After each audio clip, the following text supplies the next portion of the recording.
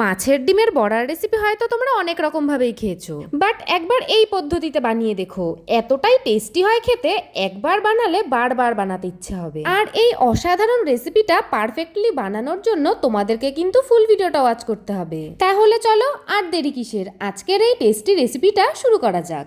এখানে আমি প্রায় 200 গ্রামের মতন রুই মাছের ডিম নিয়ে নিয়েছি, আর ডিমগুলোকে ভালো করে ধুয়ে নিয়েই আমি কিন্তু প্রথমেই এতে অ্যাড করে দিলাম পেঁয়াজ আর কাঁচা লঙ্কা কুচি। এরপর একে একে দিয়ে দিচ্ছি পরিমাণ মতন লবণ, হলুদ আর লঙ্কার গুঁড়ো।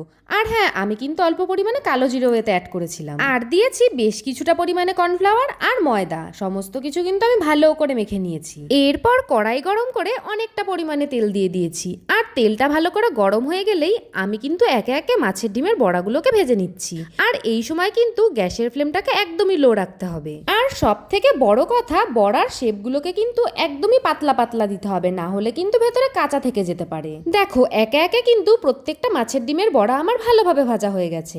এরপর ওই তেলেই আমি ফোড়নে দিয়ে দিচ্ছি জিরে, তেজপাতা আর একটা শুকনো লঙ্কা। ফোড়নটা ভালো করে ভেজে নিয়েই আমি কিন্তু এখন এর মধ্যে একটা পেঁয়াজ কুচি অ্যাড করে দিয়েছি। পরিমাণ মতন লবণ আর হলুদ দিয়ে পেঁয়াজটাকেও কিন্তু আমি ভালোভাবে ভেজে নিচ্ছি। পেঁয়াজটা একটু ব্রাউন কালারের হয়ে আসলেই এবার আমি এতে অ্যাড করে দিচ্ছি আগে থেকেই করে রাখা আদা, রসুন, শুকনো লঙ্কা আর একটা টমেটোর পেস্ট। সমস্ত কিছু ভালো করে নেড়ে চেড়ে আমি কিন্তু এতে আবার একটু টমেটো কুচিও অ্যাড করেছিলাম। ব্যাস, আবারও কিন্তু সমস্ত মশলা আমি ভালো করে কষিয়ে নেব। আর এবার আমি এতে একে একে অ্যাড করে দিচ্ছি পরিমাণ মতন জিরে গুঁড়ো, ধনে গুঁড়ো, লঙ্কা গুঁড়ো, স্বাদ মতন চিনি।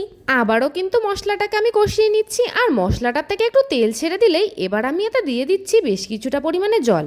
চলো গ্রেভিটা আমার এদিকে হতে থাকুক, আর আমি আমার প্রিয় কিছু দিদিভাইদের নাম তোমাদের সাথে শেয়ার করি। পায়েল সাহা দিদিভাই আমাকে কমেন্ট করেছে যে আমি ত্রিপুরা থেকে দেখি তোমার রান্নার ভিডিও, তুমি খুব সুন্দর রান্না করো। থ্যাংক ইউ সো মাচ দিদিভাই। মিষ্টি সুস্মিতা দিদিভাই আমাকে কমেন্ট করেছে যে তোমাকে দেখতে খুবই মিষ্টি লাগে, আর যদি কখনো আমার কমেন্টটা তোমার চোখে পড়ে তাহলে প্লিজ একবার আমার নামটা নিও। এই তো দিদিভাই, আমি তোমার নামটা নিয়ে নিলাম। শিখা মল্লিক বর্মন দিদিভাই আমাকে বলছে যে দিদিভাই তোমার শোল মাছের রেসিপির ভিডিওটা অসাধারণ হয়েছে, আমি ধূপগুড়ি থেকে দেখছি। থ্যাংক ইউ সো মাচ দিদিভাই। পূজা ঘোষ দিদিভাই আমাকে বলছে যে তুমি খুব সুন্দর রান্না করো, আমি তোমার ভিডিও রোজ দেখি, খুব ভালো লাগে, আমার নামটা একদিন নিও। এই তো দিদিভাই, আমি তোমার নামটা নিয়ে নিলাম।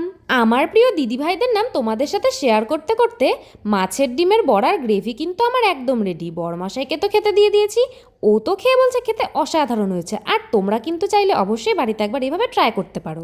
আজকের মতন এইটুকুই, চলে আসবো আবার নতুন আর একটা রান্নার ভিডিও নিয়ে। তো চলো সবাইকে টাটা।